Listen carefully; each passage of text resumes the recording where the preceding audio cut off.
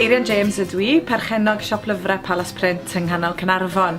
Mae Dilys wedi dod am dro i fan hyn i bori trwy'r llyfrau. Dwi'n meddwl bod siopan lleol yn bwysig iawn i'r economi lleol.